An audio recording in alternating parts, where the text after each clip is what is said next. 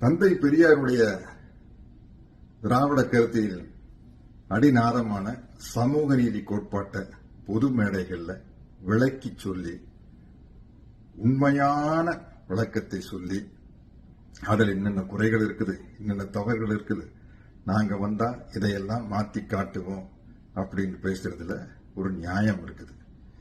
ஏதோ அரசியல் பண்ணுமே அப்படிங்கிறதுக்காக புதுசு புதுசா பேசுறவங்கள புதுசு புதுசான்னு சொல்ல முடியும். அவங்கள பார்த்து கோபமே வரல, பரிதாபமா தான் இருக்குது. 100 வருஷமா பேசிக்கிட்டு இருக்கிறாங்க இல்லையா? ஒரே ஆள் பேச முடியாதுல்ல. அப்பப்போ புதுசா ஒரு புதுமுகங்கள் வந்துதான். அப்படி அந்த புதுமுகங்களை பார்த்து நம்ம பரிதாபத்தனப்பட முடியும். மக்கள் நீதி கட்சி மையத்தினுடைய தலைவர் என்னுடைய அன்பு கமல் சார், அவருக்கு தந்தை பெரியாருடைய சமூக நீதி கோட்பாட்டை ஏற்றுக்கொண்டு அதை வெளிப்படுத்தியும் இருக்கிறார். திராவிட கருத்தியலை பற்றி பேசியும் இருக்கிறார், ஆதரவாகவும் செயல்படுகிறார்.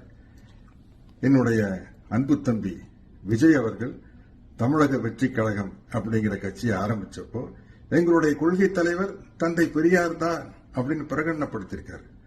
திராவிடமும் தமிழ் தேசியம் எனது 2 கண்கள் அப்படின்னு சொல்லியிருக்காரு.